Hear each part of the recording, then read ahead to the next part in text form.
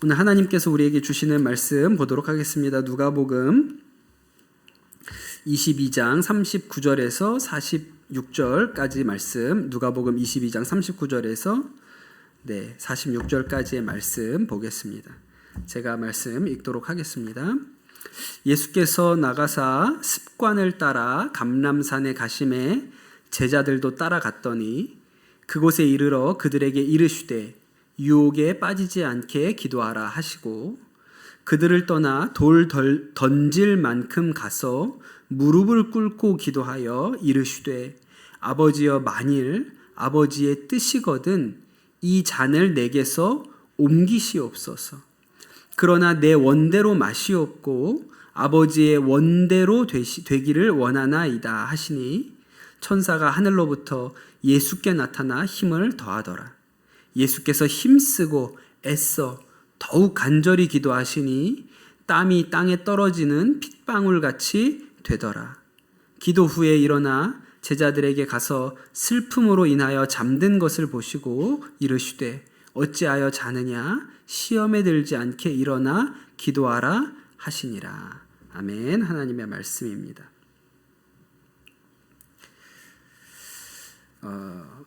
우리 교우들은 너무 잘 아시는데 제가 강원도 원주 사람이잖아요. 네. 그 원주가 뭐로 유명한지 아세요? 원주에 유명한 거 뭐 있는지 여러분 혹시 아세요? 네, 치악산이라고 있습니다. 네, 치악산이라고. 네. 사실 뭐 대한민국에 유명한 산들이 많아서 치악산은 뭐 그렇게 유명한 산 아니고 별로 저도 권해드릴 만한 산은 아니에요. 그렇게 볼 게 있는 건 아닌데 저희 제가 어렸을 때 자랐던 집에서 보면 이렇게 치악산이 병풍처럼 둘러 있어요. 근데 원주는 어딜 가나 치악산이 병풍처럼 둘러 있기 때문에 무슨 특별한 광경은 아닙니다만, 그래서 제가 비리비리한 것 같아 보여도 치악산의 전기를 받고 태어난 사람입니다. 그래서 그 원주에 있는 모든 학교 교가에는 치악산이 빠지지 않고 등장을 하죠. 근데 보면 우리나라가 진짜 산이 많은 나라라서 하여튼 산이 진짜 많아요. 여러분 우리 교회만 두고 봐도요. 저쪽에 유치부실에 가서 보면 남한산이 보이고 이쪽 카페에서 보면 대모산과 구룡산이 보이고 또 청계산이 앞으로 보이고 저 멀리는 관악산이 보이거든요. 그러니까 이렇게 보면 사방이 산이에요. 우리 교회만 놓고 봐도 뭐 이게 큰 산은 아니라서 그렇지 사방이 산입니다. 그게 우리한테는 좀 흔한 광경이죠. 여러분 예루살렘에 가면 어떤 산이 있을까요? 그 흔히 우리가 예루살렘에 대해서 뭐라고 얘기를 하냐면 시온산 이야기를 합니다. 그렇죠? 시온산이 있는데 여러분 시온산은 사실은 예루살렘에 가도 산이 없어요. 예루살렘 자체를 시온산이라고 부릅니다. 왜냐하면 예루살렘 자체가 해발 700m 고도 위에 있잖아요. 그 큰 산 위에 얹어져 있는 도시예요. 그래서 우리가 보는 것처럼 뭐 이렇게 서울의 남산처럼 이렇게 산이 이렇게 딱 모양이 있는 게 아니고 그냥 그 자체가 산이에요. 그래서 시온산을 아무리 찾아도 산이 없습니다. 가보면 시온산이라는 그 지역이 있기는 있는데 가보면 그냥 예루살렘 성과 똑같은 높이에 있기 때문에 거기가 특별히 산이라고 보이진 않아요. 저 밑에 내려가서 보면 아 저기 위에를 그래서 산이라고 하는구나 그렇게 생각이 되죠. 그런데 예루살렘에 가면 그나마 산 같은 산, 우리가 볼 때는 그냥 산이라고 하기도 좀 뭐하고 언덕이라고 하면 될 만한 데인데 그래도 저 정도면 그냥 그래도 산이라는 이름은 붙여줘도 되겠다고 싶은 게 있는데 그게 감람산입니다. 오늘은 그 감람산 중심으로 말씀을 좀 나눠보면 좋겠다고 싶어요. 우리가 이 사순절에 예수님이 밟으셨던 땅들을 이렇게 되짚어 가고 있는데 여러분 이렇게 복음서를 잘 이해하시려면 그 예루살렘의 대략적인 모습이 여러분 머릿속에 들어와 있으면 성경을 읽으시는데 엄청 도움이 되거든요. 근데 뭐 우리가 안 가봤고 안 살아봤으니까 머릿속에 없어요, 그림이. 근데 오늘 제가 드리는 설명을 잘 들으시면 나중에 여러분 혹시라도 예루살렘에 가시면 저 뒤에 뭐고 저게 뭐겠구나, 이게 뭐겠구나 이렇게 얘기하실 수가 있어요. 제가 그 처음으로 우리 학생들 데리고 러시아 블라디보스톡 갈 때 너무 염려가 되고 걱정이 돼서 거기서 우리를 안내해 주실 분이 안 계셔서 제가 얼마나 그 지도를 들여다봤는지 모릅니다. 나중에 가봤는데 처음 갔는데 벌써 여러 번 와본 것처럼 다 알겠더라고요. 동네가 어디 일로 가면 뭐가 나오고 뭐가 나오는지 다 알겠더라고요. 여러분 그래서 꼭 안 가보셔도 잘 들어보시면 아 대략 예루살렘이 이런 모양으로 생겼구나 하시면 성경을 읽으시는데 도움이 좀 되실 것 같아요. 제가 좀 설명을 드리도록 하겠습니다. 사진 보이시죠? 네. 이게 이제 항공 사진을 찍어서 여러분 눈에 잘 안 들어오실 텐데 예루살렘이 꽤 큰 도시예요. 예루살렘이 꽤 큰 도시입니다. 그런데 우리가 뭐 예루살렘 구석구석 보는 게 아니고 딱 예루살렘 가면 올드 시티라는 데만 갑니다. 예루살렘 성벽이 있거든요. 우리도 서울 구경한다 그러면 뭐 세곡동 와보는 거 아니잖아요. 사대문 안 돌아보는 거잖아요. 사대문 안에. 마찬가지로 예루살렘도 올드시티 이 성벽 안에 옛날 도시가 있어요. 그 성벽을 제가 표시를 해드릴게요. 지금 점선으로 표시되고 있는 부분이 올드시티입니다. 예, 이렇게 성이 있는데 그렇게 크지 않아요. 한양 성곽보다도 훨씬 작습니다. 이게 올드시티인데 여러분 이 예루살렘 성에서 제일 중요한 랜드마크가 뭐냐면 지금 이렇게 표시 파란색으로 표시해 드리는데요. 거기에 보면 이름이 성전산이거든요. 성전산. 예, 거기 이름이 성전산입니다. 왜 성전산이냐면 옛날에 여기에 솔로몬 성전이 지어졌던 땅이에요. 저 산 위에 솔로몬 성전이 지어졌기 때문에 성전산이라고 부르는데 지금은 솔로몬 성전은 없죠. 그 위에 이슬람 모스크가 지어져 있어요. 예, 그것을 황금돔 사원이라 그러고 그 옆에 있는 모스크를 아락사 사원이라고 하는데 이슬람에서 4개의 중요한 사원을 꼽을 때 그 중에 하나가 저 예루살렘에 있는 황금돔 아락사 사원입니다. 그래서 저 황금돔이 예루살렘의 제일 중요한 랜드마크예요. 예. 그래서 저 황금돔을 기준으로 아 여기가 동쪽이구나 서쪽이구나 이렇게 구분하시면 됩니다. 그 황금돔 사원을 보시고 그 다음에 우리가 예루살렘 성 안에서 또 기억해야 되는 한 장소는 여기예요. 여기가 어디냐면 성묘교회라고 하거든요. 여러분은 처음 들어보실 수도 있는데 성묘, 거룩한 무덤이라는 뜻이죠. 예, 그래서 여기가 예수님 빈 무덤이 있는 곳입니다. 그리고 그 자리가 또 골고다이기도 해요. 골고다 예수님 십자가에 못 박혔던 자리 위에 지어진 성묘교회가 있어요. 그래서 예루살렘의 제일 중요한 교회는 저 성묘교회, 예수님의 무덤이 있는 교회가 되겠습니다. 그리고 사실 우리는 지금 그 성이 예루살렘 성이 저기에 있지만 이 예루살렘 성을 처음 지었던 사람이 다윗이잖아요. 다윗이 예루살렘을 이스라엘의 수도로 삼았는데 그리고 다윗성을 지었는데 다윗성은 저 성 위치가 아니에요. 저 남쪽에 저 성전산 남쪽에 다윗성이 있었고 나중에 다윗이 죽고 나서 솔로몬이 그 다윗성 북쪽에다가 솔로몬 성전을 지었던 것입니다. 그래가지고 지금 성 위치랑 구약 시대에 다윗이 살았던 성 위치는 다르다. 이렇게 알고 계시면 되겠어요. 그런 다음에 이제 중요한 게 오늘 제일 중요한 부분은 오늘은 성 안으로는 안 들어갈 건데 어디 부분을 보셔야 되냐면 여기를 보셔야 됩니다. 그 황금돔 사원의 서쪽에 거기에 감람산이 있어요. 예. 서쪽이 아니죠. 동쪽이죠. 예. 황금돔 사원의 동쪽에 거기에 감람산이 있습니다. 예. 그래서 보통 그리고 그 감람산과 그 성벽 예루살렘 성벽 사이에 골짜기가 있거든요. 그 골짜기를 기드론 골짜기라고 그렇게 부릅니다. 지금 여러분 구글에 들어가서 예루살렘이라고 쳐가지고 사진을 보잖아요. 그럼 대부분 이 사진이 제일 떠요. 황금돔 사원이 딱 보이죠. 저게 랜드마크니까 황금돔 사원 뒤로 이제 그 예루살렘 성 안에 있는 집들이 쭉 보이는 저 사진이 보이거든요. 여러분 이 사진을 보시면 감람산이 어디 있을까요? 예, 감람산 없습니다. 왜냐하면 대부분 예루살렘 사진은 감람산 위에서 찍어요. 왜냐하면 거기가 높으니까 감람산 위에서 예루살렘 성을 내려다보면서 사진을 찍기 때문에 대부분의 예루살렘 사진에는 감람산이 안 보입니다. 그래서 이 사진은 이렇게 나오잖아요. 그럼 무조건 감람산 위에서 찍은 거예요. 그러니까 우리가 감람산, 아무리 예루살렘 사진을 그냥 찾아봐도 감람산이 나온 예루살렘 사진이 잘 없습니다. 지금 아까 다시 지도로 오면, 그래서 요 위치쯤에, 지금 표시해드린 요 위치쯤에서 사진을 찍으면, 그러면 이제 감람산이 나오게 되죠. 여기서 찍은 사진을 하나 보여드릴게요. 이렇게 보이는 거예요. 황금돔 사원이 보이죠? 그리고 그 뒤에 저게 산이구나 그런 싶으신 뭔가가 있죠? 그냥 언덕처럼 보이잖아요. 우리가 볼 때는 이렇게 막 산이라고 하기는 좀 애매한데 바로 저기 뒤에 이렇게 녹지로 이게 나무들이 이렇게 듬성듬성 있는 저기가 바로 감람산입니다. 또 한 가지, 감람산이라는 말이 어려운 말이죠. 원래는 뭐예요? 올리브산이에요. 우리가 올리브를, 사실 여러분 우리가 올리브 먹은 지 몇 년 됐습니까?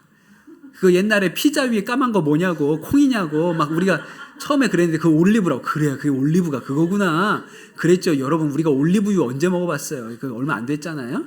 그러니까 옛날에는 그냥 그걸 감람유라고 한문으로 써서 했던 거고, 저 올리브산이라고 하는 거죠. 그래서 올리브산이 왜 올리브산이냐면 올리브 나무가 많기 때문에 올리브산이에요. 지금도 가면 올리브 나무가 좀 남아 있습니다.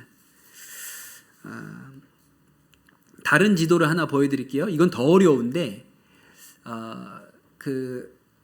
이제 이번 주일이 종려 주일이잖아요.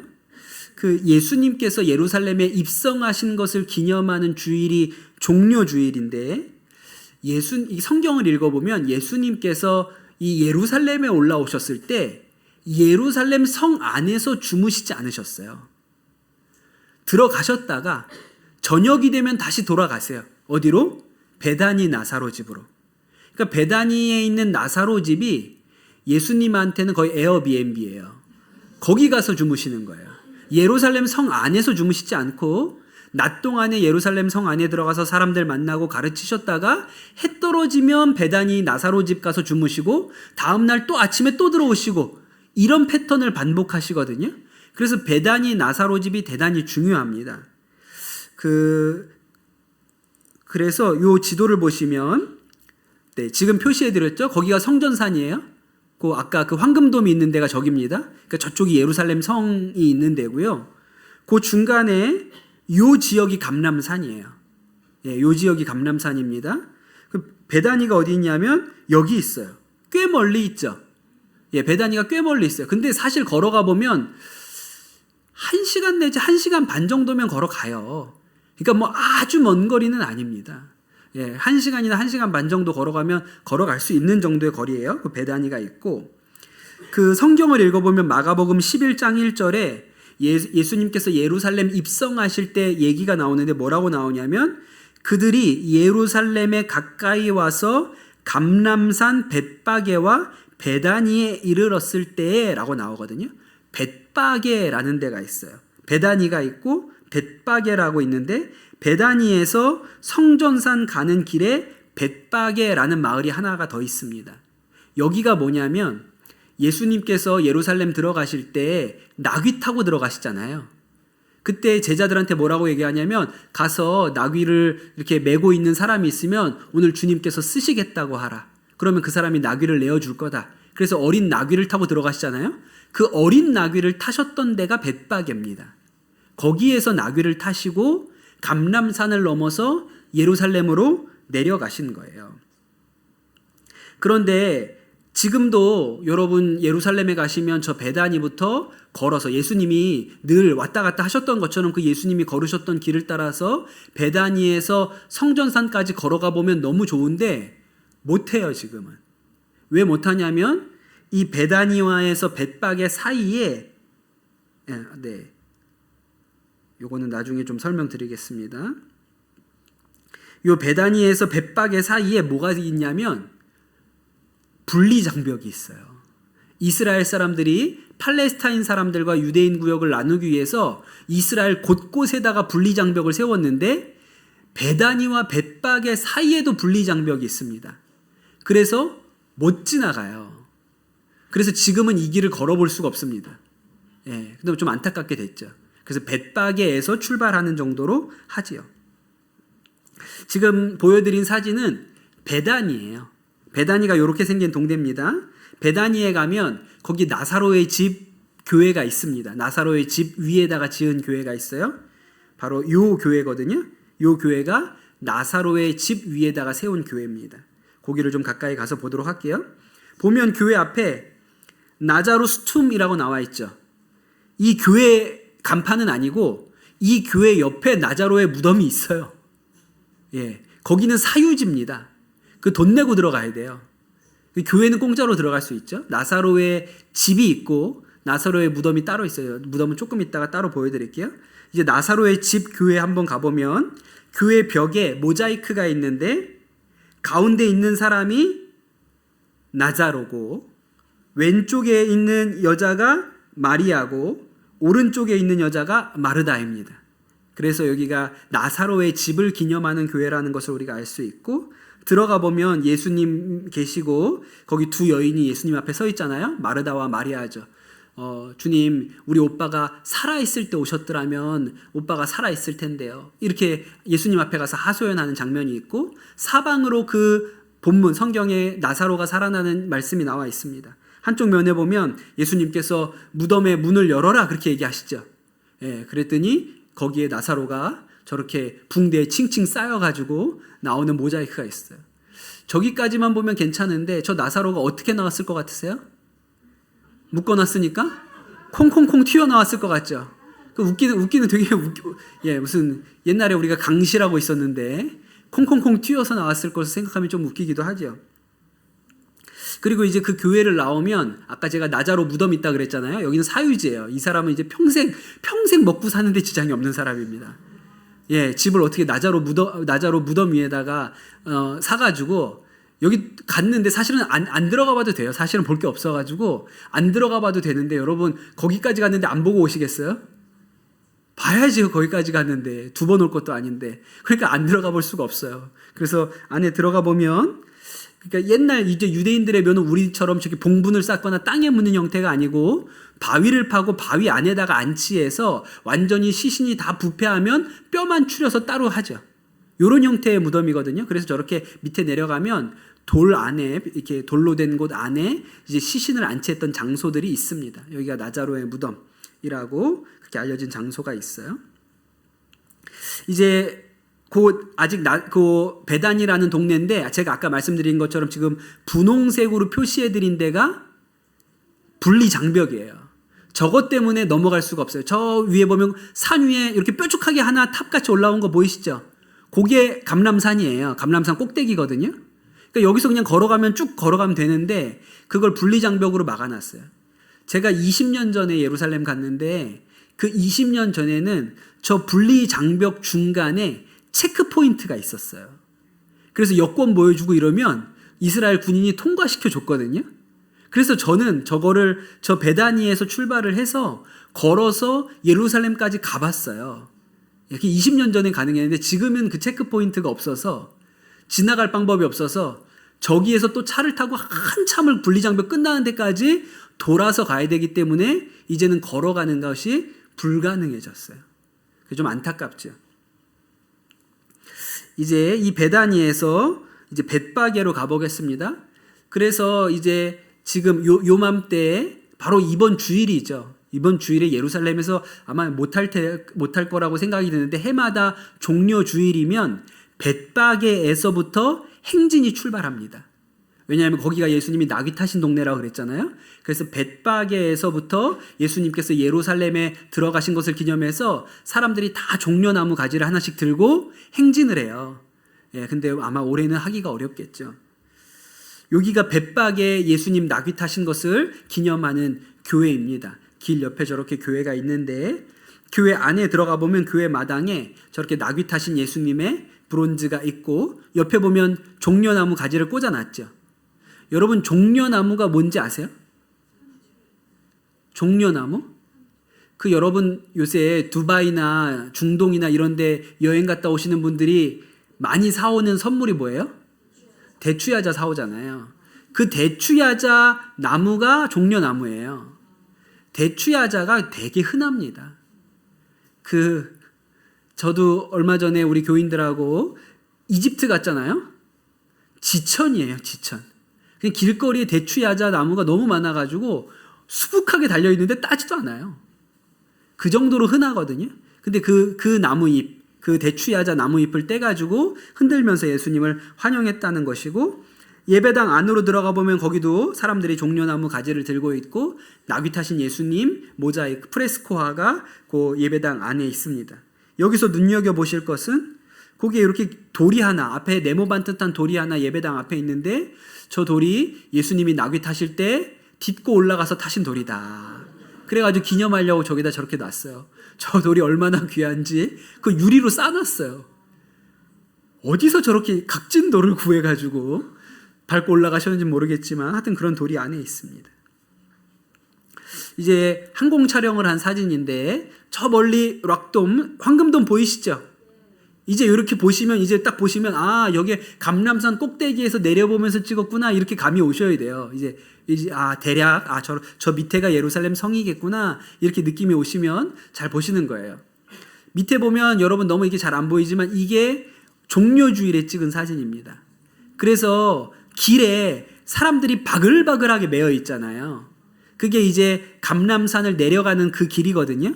저렇게 사람들이 바글바글하게 모여서 이제 감람산을 내려서 예루살렘으로 들어가는 거예요.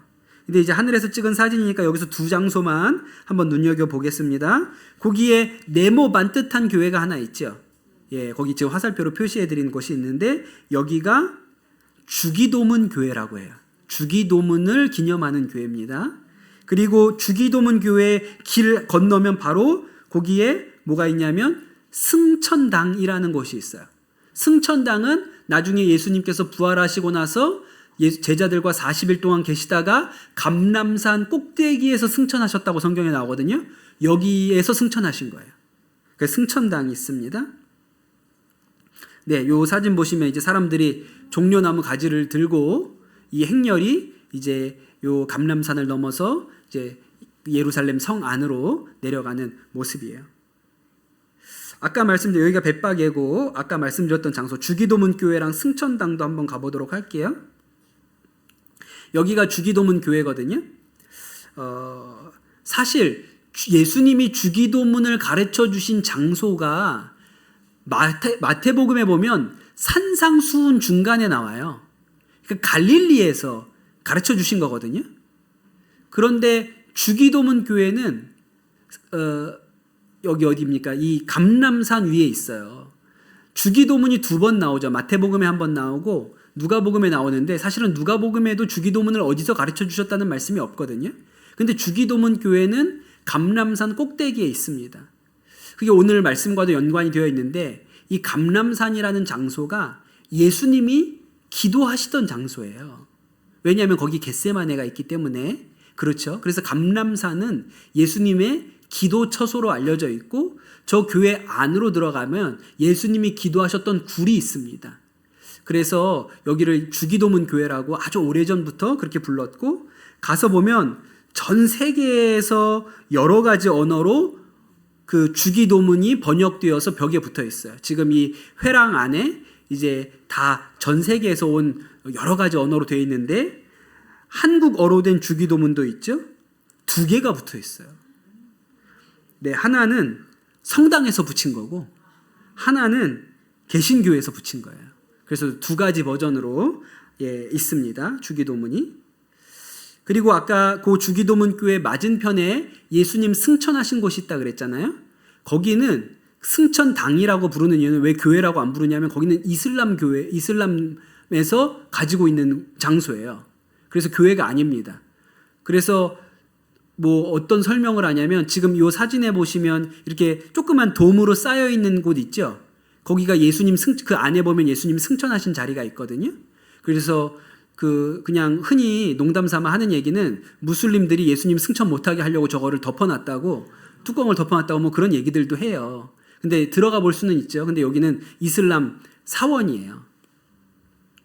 가보시면 그 안에 들어온 겁니다. 그 안에 들어오시면 밑에 이렇게 네모나게 돌판이 있는데 거기가 이제 예수님이 밟고 점프하신 곳. 예. 그래서 이제 여기서 점프해가지고 하늘로 승천하셨다. 거기 이제 예수님이 밟으셨던 곳이라고 해서 이렇게 만들어 놨습니다. 여기가 승천당입니다. 이제 그 승천당이 감람산의 제일 꼭대기예요.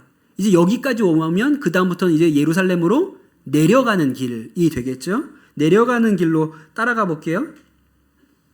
내려가다 보면 산 중간쯤에 눈물교회라는 교회가 있어요. 왜냐하면 오늘 읽은 누가복음에 예수님께서 예루살렘 들어가실 때 그 예루살렘 들어가시기 전에 어떤 일이 있었냐면 예루살렘을 보면서 우셨다 이런 말씀이 있어요. 예루살렘을 보시면서 너도 평화하는 법을 알았더라면 좋았을 것을. 그게 이제 AD 70년에 예루살렘이 완전히 박살나거든요. 예루살렘이 완전히 함락되고 로마에 의해서 짓밟혀서 성전도 다 부서지고 그런 일이 AD 70년에 있습니다. 그때를 내다보시면서 예루살렘을 향해서 내가 평화하는 법을 알았더라면 너무 좋았을 것을 그렇게 눈물을 흘리면서 안타까워하셨다는 말씀이 있어서 저 예루살렘 내려가는 감람산 중간에 눈물교회가 있습니다. 교회를 가볼게요. 이제 딱 보면 내리막길로 내려간다는 게 보이시죠? 사진에도. 거기 보면 지붕만 보시면도 이렇게 좀 예쁜 지붕에 교회가 하나 있습니다. 여기가 눈물교회예요. 가서 보시면 이렇게 교회가 생겼어요. 아담한 교회인데 딱 교회의 형상이 하늘에서 눈물 한 방울이 떨어지는 것 같은 그런 모양으로 예배당을 만들어 놨습니다. 이 예배당 보시면 그 전면에 이렇게 스테인드 글라스가 있는 게 보이시죠? 저 예배당 앞쪽에 보면 이렇게 반 이렇게 구형태로 이렇게 유리창이 있잖아요. 저 유리창을 이제 안에 들어가서 보면 저 유리창 너머로 뭐가 보여요? 예루살렘 성이 이렇게 내려다 보이죠. 특별히 딱 정 가운데에 황금돔 사원이 이렇게 보여요. 그런 데가 눈물 교회입니다. 이제 눈물 교회를 나와서 내리막길이에요. 요 내리막길을 쭉 따라서 내려가면 이제 산 밑으로 내려가게 됩니다. 그래서 눈물 교회를 따라서 내려가 보면 그 눈물 교회 길 따라서 내려가서 이제 기드론 골짜기랑 만나는 그 길에 겟세마네가 있어요.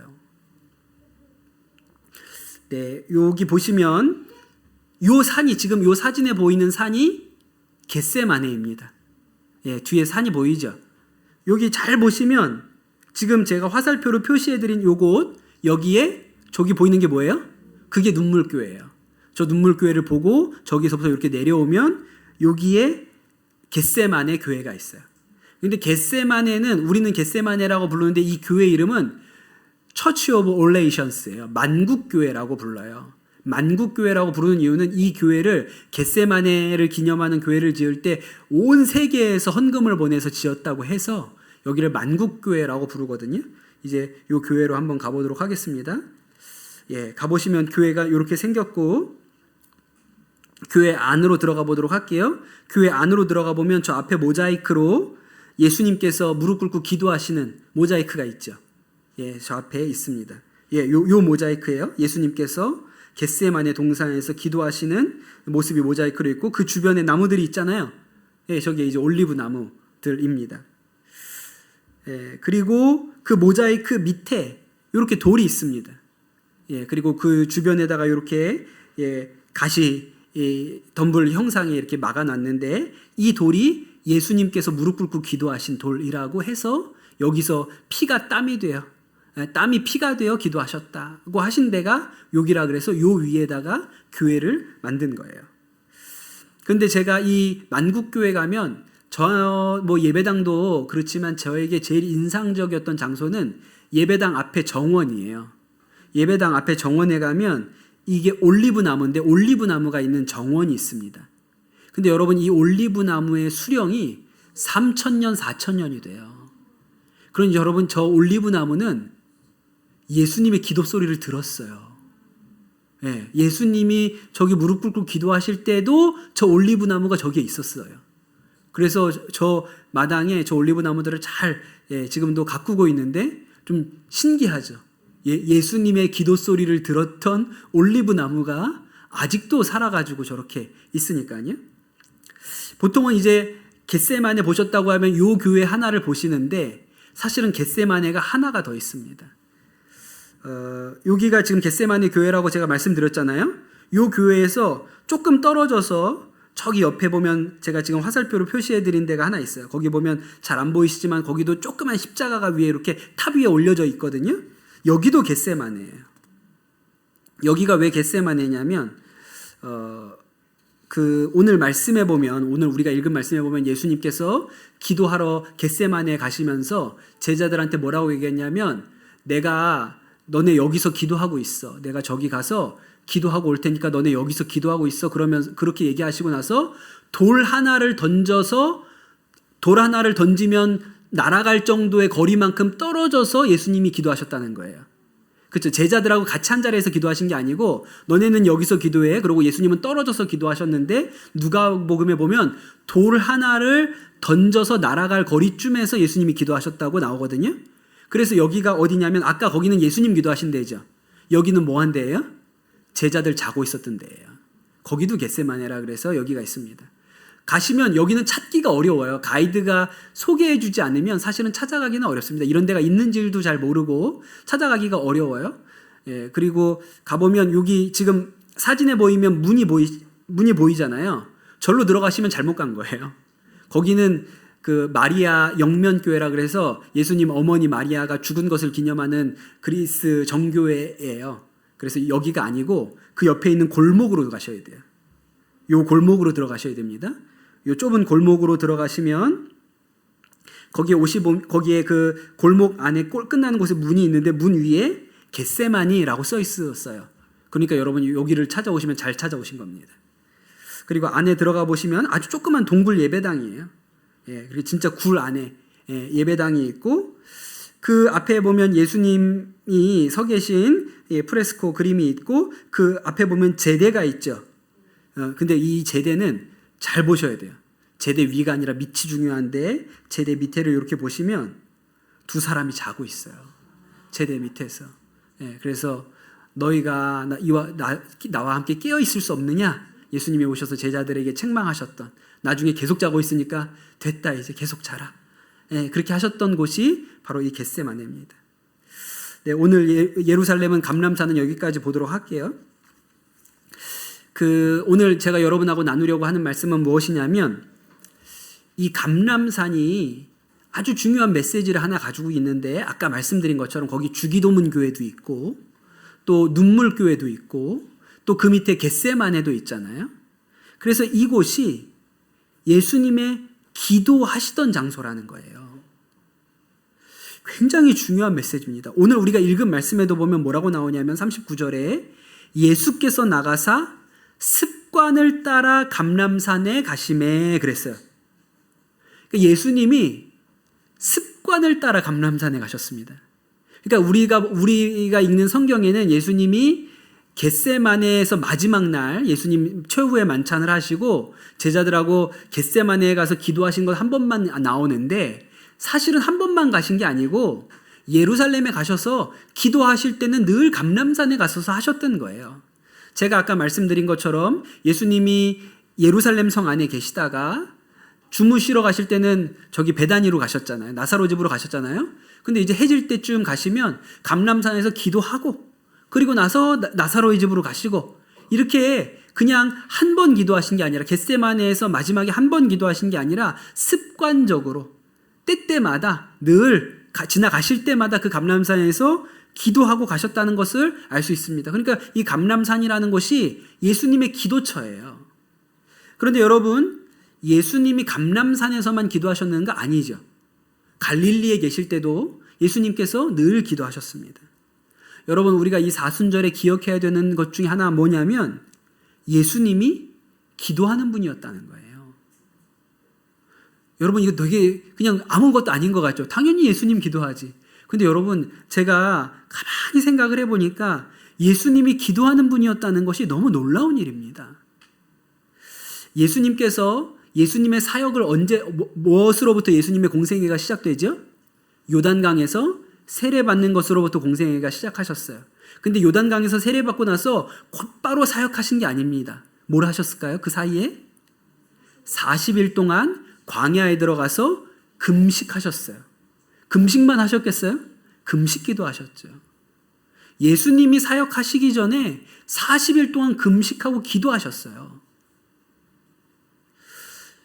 예수님이 사역하시는 동안에 얼마나 바쁘셨는지 모릅니다.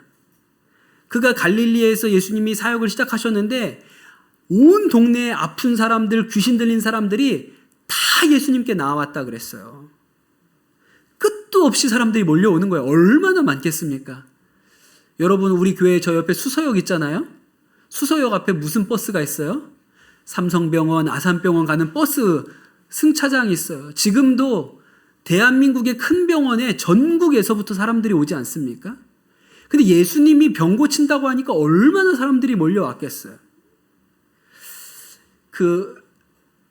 연초에 우리 교인들 우리 뭐 하냐면 신년 특별 새벽 기도회 하잖아요. 그때 보면 이제 가족별로 안수 기도를 하잖아요. 이제 지역별로 이렇게 속회별로 이렇게 해서 기도 받으시는 날을 정해 드리는데 제가 이렇게 담임 목회하면서 우리 교인들 이렇게 안수 기도를 한 주간 하면 참 좋습니다.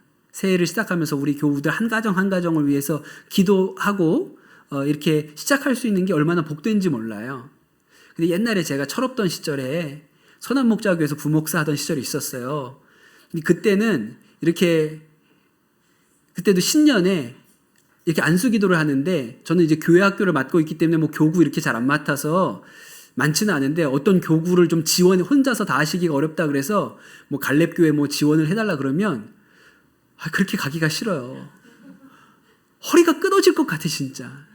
그게 막 새벽에 오신 분들 다 이렇게 기도해 드리려고 하면 이렇게 앉아 계시면 이렇게 가서 안수를 해 드리잖아요. 그럼 허리가 끊어질 것 같습니다. 허리를 이렇게 구부려서 기도를 해 드려야 되니까 너무너무 힘들어요. 근데 그거를 뭐 매일매일 어떤 인원이 많은 교구들은 뭐 1시간 내지 1시간 반도 기도를 해 드려야 되니까 그러니까 막 너무 힘들어요. 그 마음에 어떤 생각이 있냐면 내 앞에 조금만 서 있어라. 내 앞에는 좀 줄이 짧아야 되는데 이런 생각이 있어요. 그런데 여러분, 그 예수님이 지금 생각해 보면 그 수많은 병자들이 나와서 기도받으려고 했으니 얼마나 힘들어요. 저는 그렇게 유명한 목사가 아니라서 그런 일이 없지만 제가 유 목사님 모시고 다니던 시절에 보면 식당에서 밥 먹는데 누가 알아보고 와가지고 기도해달라 그러는 분들이 계세요. 그럼 밥 먹다 말고도 여기서 어떻게 기도합니까? 이런 일이 없어요. 그날 이렇게 식당에서 만나도 다 기도해 주시거든요. 그 예수님 지나가는 데마다 사람들이 그렇게 와가지고 기도해달라고 하니 그게 얼마나 이 하루가 고됩니까? 5,000명 밥 먹고 와가지고 또 기도받으려는 사람은 몇 명이었겠어요. 진짜 힘드시거든요. 그랬을 거라고 생각이 들죠. 그런데 마가복음 1장 35절에 보면 그렇게 병자들을 다 기도해 주시고 나서 뭐라고 했냐면 새벽 아직 밝기 전에 예수께서 일어나 나가 한적한 곳으로 가서 기도하시더니 그렇게 나와요. 그렇게 사람들 기도해 주시고 나서 새벽에는 일찍 일어나서 또 혼자 조용한 곳에 가서 기도 시간을 가지셨다는 거예요. 마가복음 6장 46절에 보면 뭐라고 나오냐면 무리를 작별하신 후에 기도하러 산으로 가시니라. 그렇게 따라오는 사람들 많았는데 오늘은 여기까지 합시다. 오늘은 여기까지 합시다 하시고 예수님은 또 산으로 가서 기도하셨다는 거예요. 이게 언제냐면 예수님이 5,000명 먹이신 이후의 일입니다. 그날도 5,000명을 먹이고 사람들을 기도해 주시고 말씀을 가르쳐 주시고 나서도 또 저녁 때는 산으로 기도하러 가셨어요. 그렇게 일상적으로 늘상 기도의 삶을 사셨죠. 그런데 또 때때로 언제가 있었냐면 특심하게 기도하시는 날도 있어요. 오늘은 아주 작정하고 기도해야지 이런 날도 있습니다. 누가복음 6장 12절에 보니까 이때 예수께서 기도하시러 산으로 가사 밤이 새도록 하나님께 기도하시고 산으로 가셔서 일부러 산에 가셔가지고 밤이 새도록 기도하셨다는 거예요. 그날 왜 밤새도록 기도하셨는지 아세요? 다음날 12제자를 확정하시거든요. 12제자를 확정하기 전에 밤새도록 기도하셨다는 거예요. 하여튼 인사가 만사라 그래가지고 사람 뽑는 게 어려운 거예요. 제가 지난주에 아주 친한 목사님이 전도사님 한 분이 그 선한목자교회 전도사로 지원을 하셨는데 저한테 훌륭한 분이라고 좀 추천해 주면 좋겠다고 전화를 하셨더라고요. 저도 그분 같은 지방에 전도사님 알고 있어가지고 좋은 분이라는 걸 알아서 제가 선한목자교회 아는 부목사님한테 전화해서 그 내신 분이 있는데 그분 되게 훌륭하신 분이시다. 눈여겨봐두면 좋을 것 같다. 전화를 했거든요. 제가 이렇게 그 부목사님한테 전화를 했더니 그 목사님이 저한테 뭐라고 얘기를 하시냐면 목사님 사람 잘 못 보시잖아요. 저한테 그러시더라고요. 맞는 말인데 네. 그렇게 사람 뽑는 게 어려운 일이에요. 예수님도 그렇게 밤새도록 기도해서 뽑아놓고 12명 뽑았는데 그 중에 한 사람 가룟 유다였어요. 밤새도록 기도해서 사람 뽑았다고요. 또 예수님이 그때만 그러신 게 아니라 누가복음 9장 28절에 보면 베드로와 요한과 야고보를 데리고 기도하러 산으로 올라가셨다. 그날 올라가셨던 산이 변화산이죠. 그날 예수님께서 정말 광채와 같이 희게 변화되시고 모세와 엘리야가 나타나서 예수님 수발 들었던 일들도 있습니다. 그리고 예루살렘에 오셔서도 날마다 감람산 지나다니면서 기도하셨는데 그 마지막 밤에도 제자들과 함께 감람산에 겟세마네에 가서 기도하셨는데 오늘 읽은 말씀에 보니까 주여 이 잔을 내게서 옮겨 주십시오. 내 원대로 마시고 아버지 원대로 되기를 원합니다. 3번 기도하셨고 성경에 보니까 땀방울이 핏방울이 될 때까지 그렇게 간구하셨다는 거예요. 그러니까 여러분 예수님이 정말 기도 많이 하신 분이셨어요. 근데 여러분 한번 생각을 해보십시오. 예수님이 이렇게 열심히 기도할 이유가 있습니까?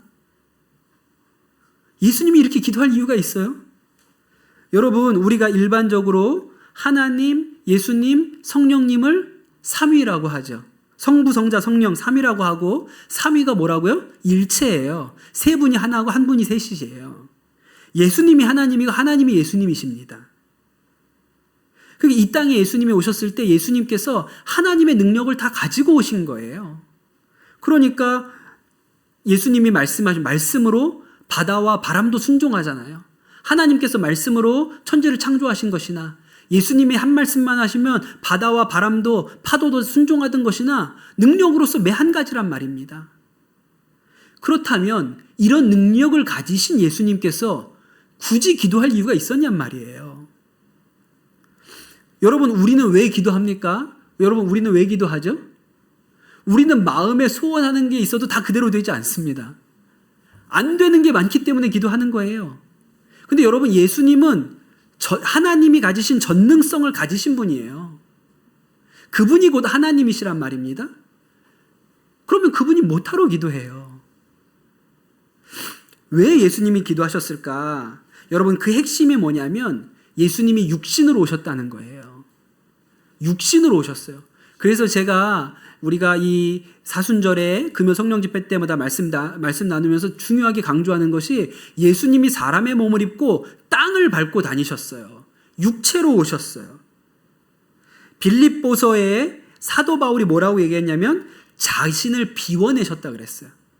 하나님의 능력, 전능성을 가지고 있지만 그거를 이 땅에 육신 안으로 가져오지 않고 비우셨다는 거예요. 능력이 있지만 사용하지 않으셨다는 거예요.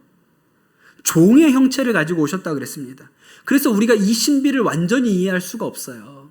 예수님이 몸으로 와서 이 땅을 다니셨다는 이 일을 온전히 다 이해하기가 어렵습니다. 그런데 여러분 그 전능하신 하나님께서 사람의 몸으로 예수님으로 이 땅 가운데 오셨는데 그분이 사람의 육신을 입고 왔기 때문에 때로는 피곤하셨어요. 지쳐서 잠드신 때도 있었습니다. 얼마나 피곤한지 배가 막 풍랑 때문에 뒤집어질 것 같은데도 자고 계셨어요.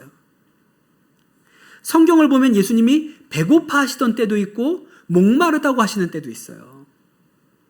때로는 예수님께서 슬픔 때문에 눈물을 흘리기도 하시고 겟세마네에서 기도하실 때는 제자들한테 뭐라고 얘기하셨냐면 내가 몹시 고민이 되어 죽게 되었다고 말씀하셨어요.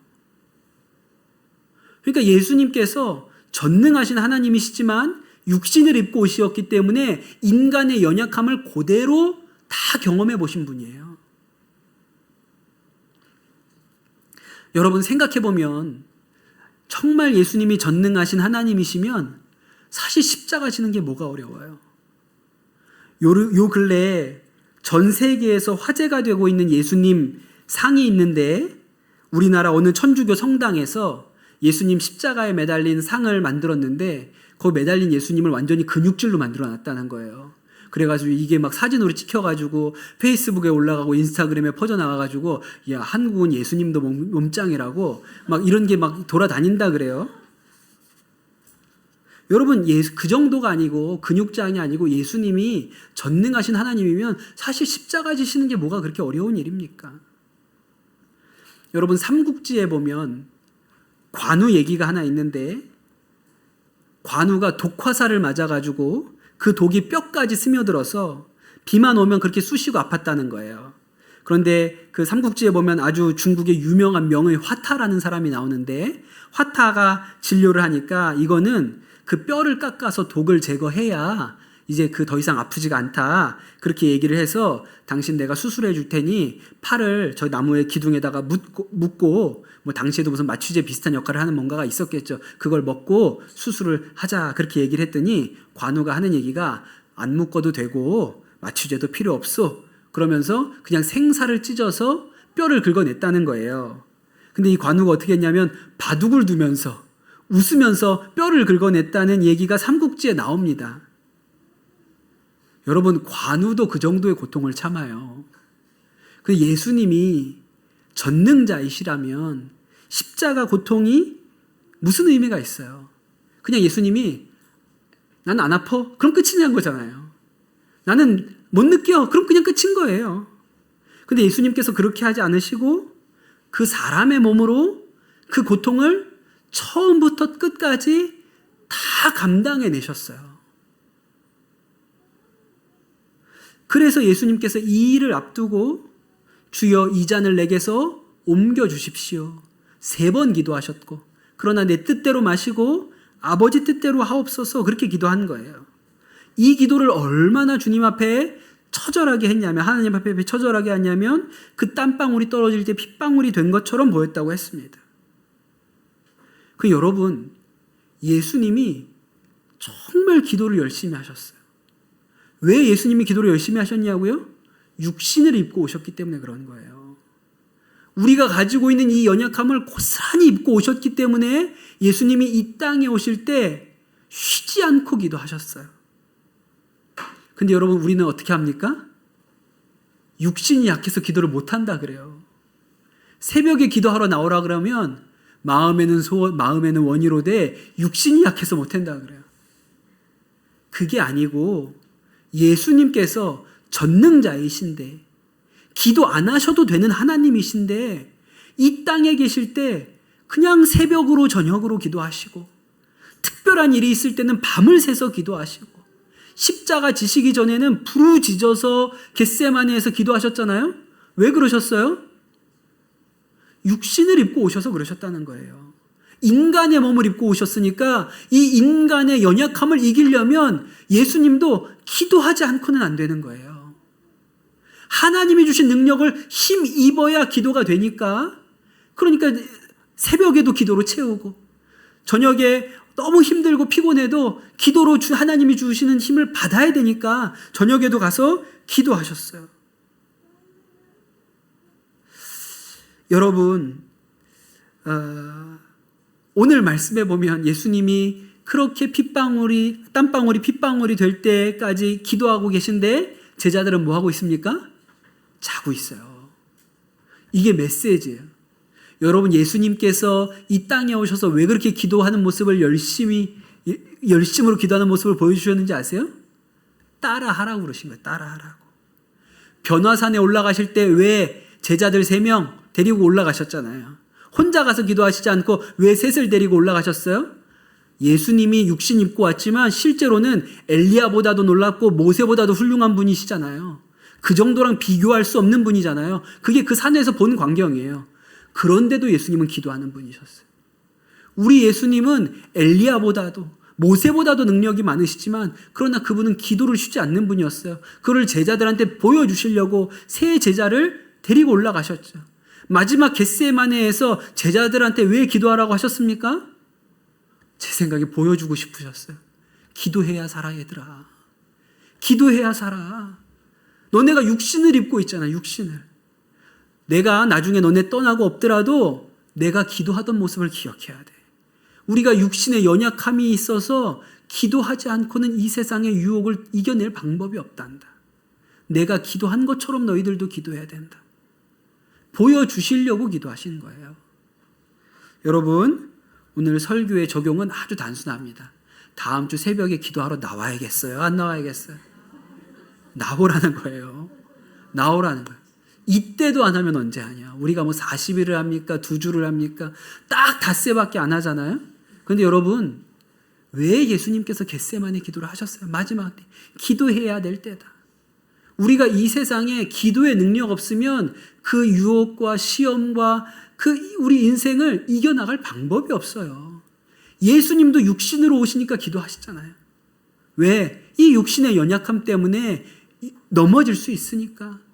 능력을 입어야 되니까 기도하시잖아요. 사랑하는 성도 여러분, 우리도 감람산으로 가야 합니다. 여러분, 우리도 감람산으로 가야 되고 우리도 겟세마네로 올라가야 돼요. 여러분, 사순절에 우리가 할 게 뭐 있습니까? 겟세마네로 올라가는 것, 감람산 기도의 자리로 올라가는 것 말고는 없는 거예요. 여러분, 다음 한 주간 여러분 그렇게 놀라운 기도의 자리 가운데로 나아가시는 은혜가 여러분에게 있게 되시기를 축복합니다. 제자들에게 뭐라고 얘기하셨냐면 이 유혹에 빠지지 않도록 기도하라고 그렇게 말씀하셨죠. 여러분, 기도하지 않으면 우리가 이 세상에 이기며 살 수가 없습니다. 우리가 이 사순절에 하나님 예수님처럼 기도하는 믿음이, 예수님의 영으로 기도하는 믿음이 우리 가운데 있게 하여 주시옵소서. 그렇게 우리 찬양하고 같이 기도하면 좋겠습니다. 함께 찬양하겠습니다.